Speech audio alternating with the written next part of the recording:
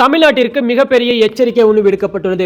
17 மற்றும் 18ஆம் தேதிகளில் சம்பவம் ஒன்று இருக்கிறது. தமிழகத்தில் பல மாவட்டங்களில் தண்ணீரில் மூழ்கும் அபாயமும் உள்ளது. அது எந்தெந்த மாவட்டம் என்பதை தெளிவாக பார்க்கலாம். வங்கக்கடலில் இன்று காற்றழுத்த தாழ்வு பகுதி உருவாகக்கூடும் என வானிலை ஆய்வு மையம் தெரிவித்துள்ள நிலையில் தமிழ்நாட்டில் பார்த்தீங்கன்னா நாளை மற்றும் நாளை மறுநாள் சில மாவட்டங்களுக்கு மிக கனமழையும் அதனைத் தொடர்ந்து வெள்ளத்தில் மூழ்கும் அபாயமும் விடுக்கப்பட்டுள்ளது. இதன் காரணமாக தமிழகத்தில் பல இடங்களில் 12 முதல் 22 சென்டிமீட்டர் வரை மழைப்பொழிவுக்கு வாய்ப்பு இருப்பதால் 2 நாட்களுக்கு ஆரஞ்சு நிற எச்சரிக்கை விடுக்கப்பட உள்ளது.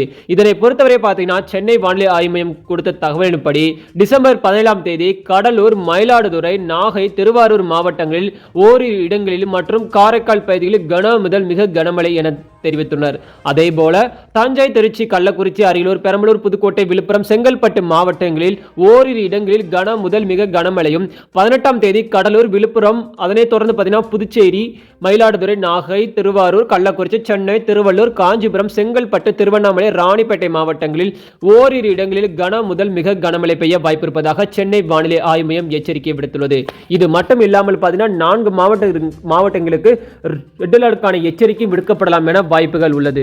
குறிப்பாக சொல்ல போன வேண்டும் என்றால் அதாவது இந்த 4 மாவட்டங்களில் மட்டும் பார்த்தீங்கன்னா மிக கனமழைக்கான எச்சரிக்கை விடுக்கப்பட்டுள்ளது. அதில் முதல் மாவட்டமாக நாகப்பட்டினம், திருவாரூர், கடலூர், மயிலாடுதுறை ஆகிய மாவட்டங்களில் கன முதல் மிக கனமழை பெய்ய வாய்ப்புள்ளது. இதுவரைக்கும் எந்த ஒரு பள்ளி கல்லூரிகளுமே விடுமுறை என்று அறிவிக்கப்படவில்லை. அதன் தொடர்பாக பார்த்தீங்கன்னா இன்னும் ஒரு சில மணித்துறைகளிலும் அறிவித்து விடலாம். அனைவருக்கும் நன்றி, வணக்கம்.